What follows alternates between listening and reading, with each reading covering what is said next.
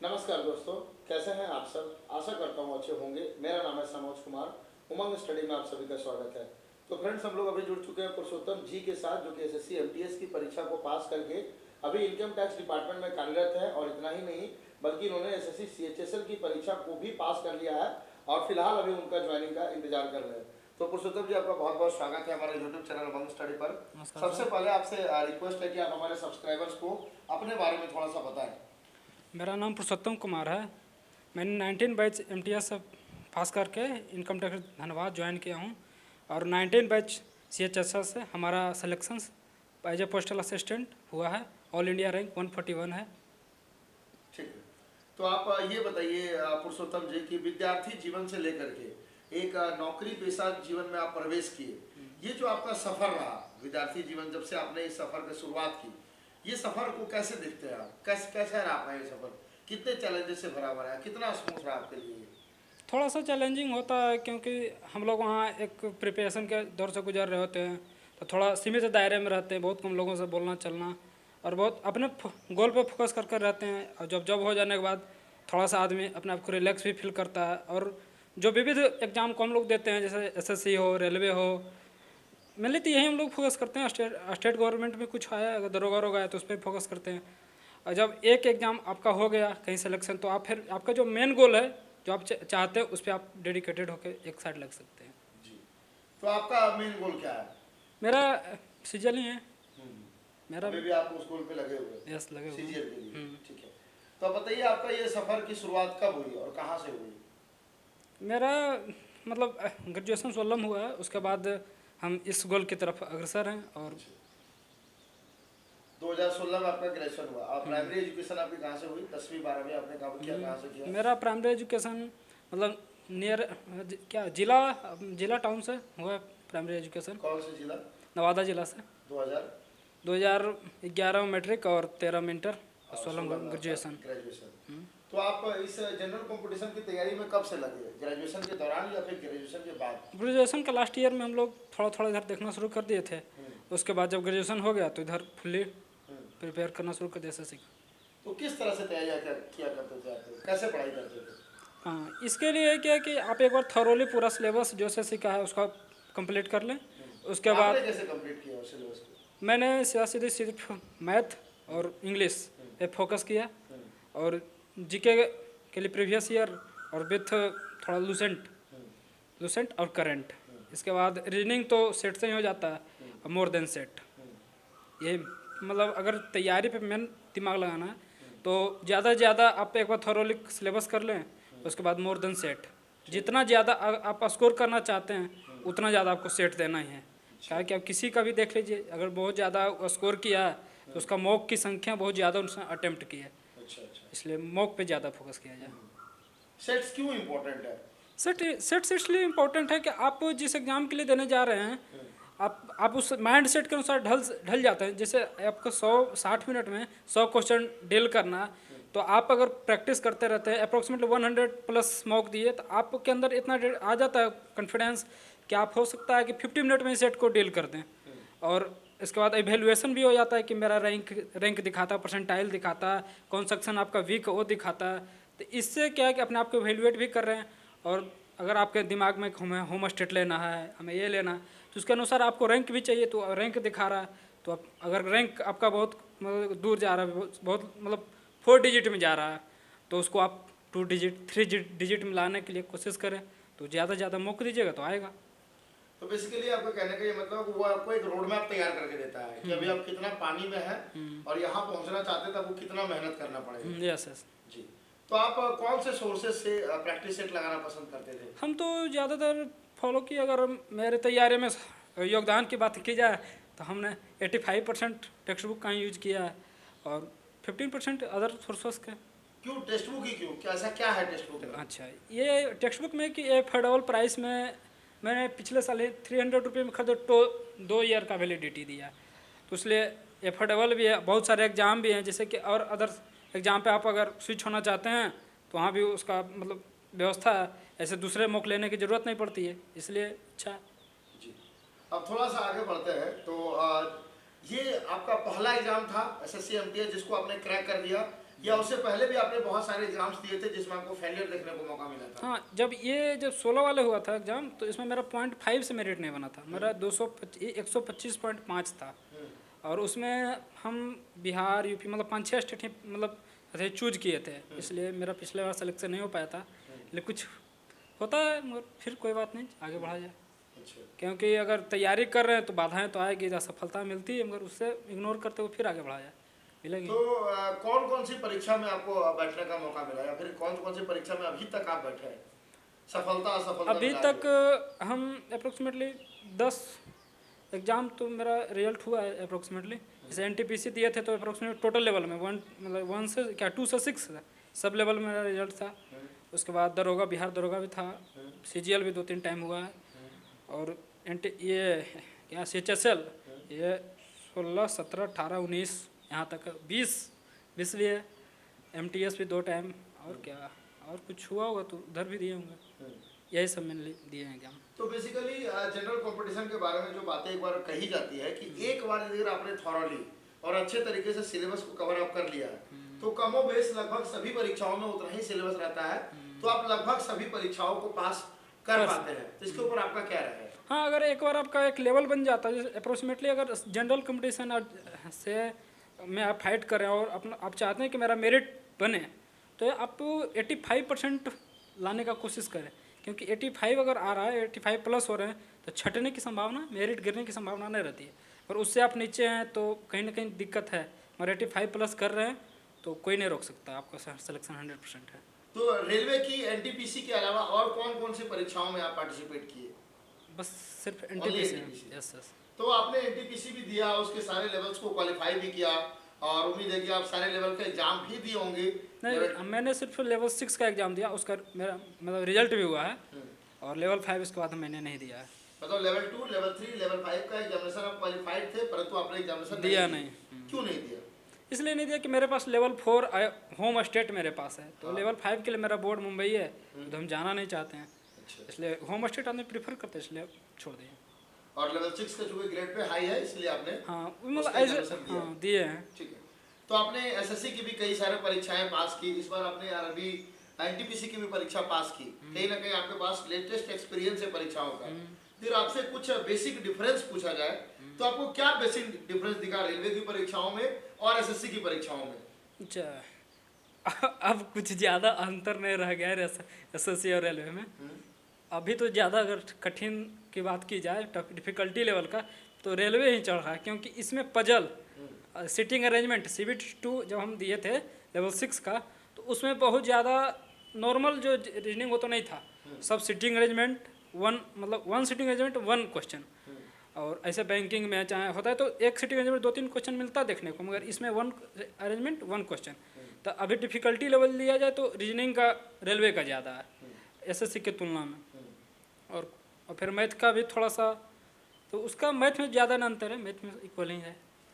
Basically ये सवाल मैंने इसलिए पूछा था क्योंकि अभी भी रेलवे में कई सारी खामियां हैं कि रेलवे में रेगुलर वैकेंसीज नहीं आती है। लास्ट वैकेंसी 2019 में आई है, तो अभी तक नई वैकेंसी देखने को नहीं मिली है। कब मिलेगी अभी कुछ भी नहीं पता है।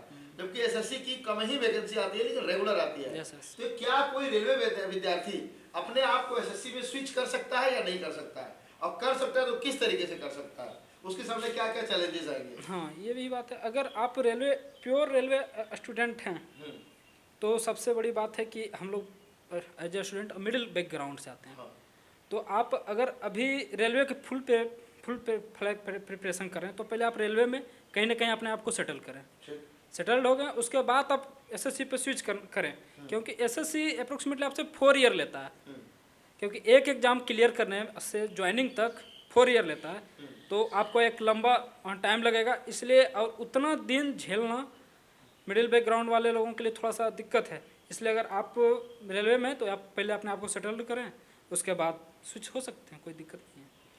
तो जब स्विचिंग का जो प्रोसेस होगा तो क्या चैलेंजेस उनको फेस करना पड़ेगा? हाँ, चैलेंजेज ये फेस करना होगा कि थोड़ा सा इंग्लिश जो हमारे एसएससी में सीजीएल की बातें करें तो उसमें 250 का होता है।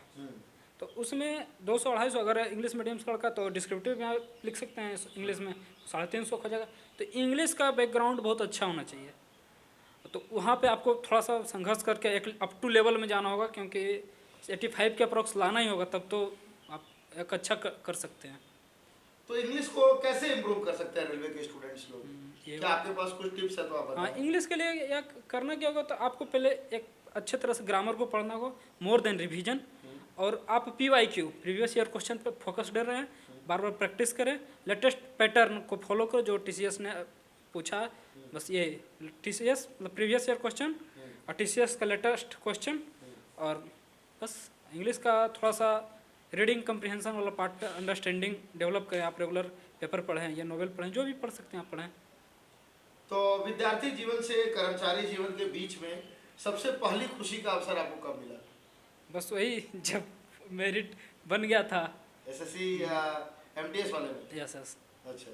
ये तो मेरिट मतलब 4 मार्च 2021 को। हम्म, तो हम लोग लाइब्रेरी में बैठे हुए थे, अच्छा। तो बना था उस समय। तो मगर दुख की बात ये थी कि मेरा तो पता था कि मेरा इतना 92 प्लस मार्क्स है, तो मेरा तो बनेगा, बिहार मिलेगा, ये था मेरे दिमाग में। और मेरे मित्र का 84 या कुछ था, तो वहाँ पे कुछ समस्याएं हुई थी। तो अपने आप को मतलब नॉर्मल रख करके उनको पहले संभालना, जी। ज़्यादा मैंने प्रायोरिटी। मैच्योर फ्रेंड की हाँ, जो जिम्मेदारी होती है। मतलब ये कभी अनुभव किसी को नहीं होने दिया कि हम हम्म, मेरा रिजल्ट हो उनका नहीं, तो उनको हमने पूरा प्रायोरिटी दिया, उनको एक अच्छे तरह से संभाला। अप्रोक्सीमेटली 1 आवर से 100 मतलब 30 मिनट तक उनको अच्छा से रखे। उसके बाद क्योंकि हमने ये चीज़ें पीछे फेस कर चुके फेस कर चुके हैं, बिल्कुल। इसलिए एक स्टूडेंट लाइफ में उस दौरान कितना ज़्यादा सपोर्ट की आवश्यकता पड़ती है एक सच्चे दोस्त की। मेरे मित्र हैं कुछ उस विपरीत समय में सपोर्ट करते हैं, तो उन्हें वही समय याद रहते हैं कि और लोग तो सुख में तो हर कोई साथ देता है, मगर जब फ्रस्ट्रेट होते हैं, असफल होते हैं, उस समय जो सपोर्ट कर दे वो बहुत बड़ी चीज़ होती है। कहते हैं ना पद बड़ा ना कद बड़ा, मुसीबत में जो साथ खड़ा वो सबसे बड़ा। या अब थोड़ा सा हम लोग आगे बढ़ते हैं कि विद्यार्थी जीवन आपका चल रहा था और आपने जो परीक्षा को पास किया, SSC MTS का जॉब करते हुए, तैयारी करते हुए आपने SSC CHSL की परीक्षा को पास किया, या फिर आप परीक्षा पहले दे चुके थे, बस आपका रिजल्ट आया जॉब? रिजल्ट आया था, हम तो पहले ही देख चुके थे, सब चीज़ क्लियर हो था, मतलब उसके बाद यहाँ हम आए, बस मेरिट आया अप्रोक्सीमेटली 1 मंथ हो रहा। जी। अब थोड़ा सा आपके जॉब प्रोफाइल के ऊपर बात करते हैं, तो आप थोड़ा विस्तार पूर्वक बताइए कि एक्जैक्टली आपका जो डेजिग्नेशन है, कौन से डिपार्टमेंट के कौन से पोस्ट पे कार्यरत है, और एक्जैक्टली आप लोगों का काम क्या होता है, करते क्या है, ताकि भविष्य में कोई विद्यार्थी का अगर SSC MTS की परीक्षा को पास करके आपके पोस्ट पे सिलेक्शन हो, तो उसे एक्जैक्टली मालूम चल सके कि हाँ इस पोस्ट पे क्या काम होता है, उसको क्या करना पड़ेगा। हम यहाँ एज ए MTS हैं, TRO में पोस्टेड हैं इनकम टैक्स में, तो वहाँ हमें ITBA पे काम करना होता है। ITBA फुल फॉर्म मतलब ITBA मतलब उसमें किस टाइप का काम एक होता है? एप्लीकेशन होता है, उसमें होता है कि मतलब कोई भी टैक्स पेयर को एक क्या बोलते हैं उसको, एप्लीकेशन ये सब भेजना रहता है, उसके आधार पर जनरेट होता है, उसको एप्लीकेशन भेजना रहता है। उसके बाद उसे टैक्स रिकवरी अगर पैसा नहीं चुकाता है तो उसको फिर से एक नोटिस देना रहता है। ये सब काम रहता है हम लोगों का। और थोड़ा फाइलिंग वर्क रहता है, आया तो उसका लेटर रिसीव करना, देना, ये सब। और जो सीनियर इंस्पेक्टर है ITO है, उनको सपोर्ट करना रहता है। जी। तो इसमें आप लोगों की शिफ्ट वाइज ड्यूटी लगती है या फिर नो नॉर्मल शिफ्ट? हाँ, वही जो 9:30 से 6 की ड्यूटी होती है वही सबकी है, कोई शिफ्ट वाइज नहीं है। संडे सैटरडे ऑफ रहता है, उसके बाद जो शेष 5 दिन है उसमें ड्यूटी रहती है। तो आप इसको एक सक्सेस मानते हैं? नो सक्सेस तो नहीं, एज ए सपोर्ट। मतलब अगर आप जैसे आदमी के पास कुछ जॉब नहीं रहता तब घर से भी पैसा लेना 8-10 हज़ार एक बहुत बड़ा अमाउंट हो जाता है मिडिल क्लास के लिए, तो एज ए सपोर्ट आप इसको देख सकते हैं, बस सक्सेस नहीं है। जी। SSC CHSL में जो आपका सिलेक्शन हुआ, जिसकी ज्वाइनिंग का वेट कर रहे हैं, उसको भी एज ए सपोर्ट ही मानिए, क्योंकि आजकल एक अच्छे ज़िंदगी जीने के लिए वो सफिशिएंट नहीं है जी। इसलिए। और अगर आप में है तो फिर आगे आप जा सकते हैं इसलिए। तो आपका ड्रीम क्या है, आप कहाँ अपने आप को देखना चाहते हैं? As a CGL officer in Bihar, जी। ऐसा देखना चाहते हाँ, हैं, ये ख्वाब है। बिहार ही क्यों? आपको बिहार से इतना ज़्यादा लगाव क्यों है? घर है इसलिए या फिर कोई और रीजन है? नहीं, मगर सेवा करने का मौका मिले तो घर का, क्योंकि मेरा थोड़ा सा स्टेट है, तो अब सेवा करें तो हम अपने लोगों का ही करें, ज़्यादा से ज़्यादा सेवा करें, ये भावना रही है। तो आपको इस पोस्ट पे फिलहाल क्या क्या सुविधाएं मिलती है आपको? सुविधाएं के रूप में बस यही जो मिल रहा है, कोई एक्स्ट्रा कुछ मतलब अलाउंस कुछ नहीं मिलता है, जो सबको मिलता वही है।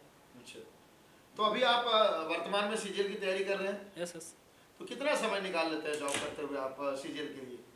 अप्रोक्सीमेटली आप सुबह से देखें तो 7 से मतलब 6 अगर बजे से लग जाते हैं तो 6 से 9 3.5 घंटा अप्रोक्स ये। और रात में कम से कम 2 आवर 7 से 9 आप पढ़ सकते हैं। और संडे सैटरडे तो आप उसमें फुल्ली आप जो भी करना है दिन भर है आपका यूज करिए। मतलब सैटरडे संडे कंप्लीट हॉलीडे रहता है। ठीक है। तो आप ये बताइए कि स्टूडेंट लाइफ से लेकर के यहाँ तक का जो आपको जर्नी रहा, हर एक स्टूडेंट को कभी ना कभी एक स्ट्रगल फेज से गुजरना पड़ता है। कभी कभी कोई स्टूडेंट बहुत ज़्यादा स्ट्रगल कर रहा होता है। तो क्या आपको कभी वैसा मौका मिला जिस दौरान आप लाइफ में बहुत ज़्यादा स्ट्रगल कर रहे थे और उससे कैसे उभरे आप? ये बहुत ज़रूरी होता है। हाँ, ये था जब हम 16 का CHSL दिए थे, 15 का CHSL फर्स्ट बार दिए थे। उस समय ऑफलाइन मोड में होता था और उसमें मेरा 130 था और उसमें OMR रंगना होता था। उसमें हम गलत रंग के आ गए थे, मतलब सीक्वेंस गलत हो गया था। इसमें हम लोग तो थे कि मेरा मेरिट बनेगा, सब चीज़ होगा। अच्छा। और उसमें गलत हो गया तो मेरा मेरिट ही रिजल्ट ही नहीं हुआ। तो उस समय बहुत ज़्यादा शौक लग गया होगा कि बहुत हुआ क्या? और हमारे मित्रों का हुआ था तो वो और ज़्यादा थी था, इसलिए उस समय सबसे ज़्यादा फ्रस्ट्रेशन हुआ था। तो इतना बड़ा मिस्टेक आप कैसे कर दिए? वो हड़बड़ी में होता है, बाय चांस, मतलब फर्स्ट बार था इसलिए हुआ। उससे ही सीख लिए थे। हाँ। होता है। अच्छा, आप क्या सोच के जनरल कंपटीशन के फील्ड में आए? जनरल कंपटीशन के फील्ड को ही आपने क्यों चुना? जब हम इसलिए चुने क्योंकि हमारे गांव में SSC से बहुत सारे ऑफिसर हैं। हाँ। तो जब हम मैट्रिक पास किया तो उस समय मेरे गांव में इनकम टैक्स इंस्पेक्टर लगे थे। ठीक। तो उनसे ही हम लोग मतलब प्रेरणा लेकर के ये अच्छे जॉब है, अच्छे लोग मानते थे कि बहुत अच्छा जॉब है, इसलिए हम लोग इधर प्रीफर किया। और उसी समय से मेरे दिमाग में था कि हमें SSC करना है। तो हमारे सब्सक्राइबर्स के लिए और कोई फाइनल मैसेज आप देना चाहेंगे? हाँ, ये है कि भैया आप अगर SSC में सिलेक्शन लेना चाहते हो या कोई भी एग्ज़ाम में, प्रैक्टिस बहुत ज़रूरी है। आप जितना ज़्यादा प्रैक्टिस करोगे उतना आगे जाओगे। जितना ज़्यादा आप सोच सकते हो नंबर लाने के लिए, उतना सोचो, ला सकते हो। उसके लिए मेहनत और बहुत ज़्यादा मौक देना बहुत ज़रूरी है। मौक के बिना कुछ नहीं हो सकता, इसलिए बहुत ज़्यादा मौक दीजिए, यही है बस। थैंक यू सो मच हमारे साथ जुड़ने के लिए। एंड हमारे उमंग स्टडी की तरफ से आपके लिए एक छोटा सा तोहफा। तो फ्रेंड्स, इन्होंने हमारे सारे सवालों का काफ़ी खूबसूरती से जवाब दिया। इसके अलावा भी आपका कोई सवाल हो तो आप कमेंट कर सकते हैं। ये धनबाद में ही रहते हैं। अगर आप लोग सब्जेक्ट वाइज डिटेल स्ट्रेटजी की वीडियो चाहेंगे तो हम लोग वो भी आपको प्रोवाइड करवा देंगे। इस वीडियो के बारे में आपका क्या राय होगा कमेंट करके जरूर बताइएगा। वीडियो अच्छा लगा लाइक और शेयर कीजिएगा। मिलते हैं कोई नेक्स्ट वीडियो में, तब तक के लिए जय हिंद, जय भारत।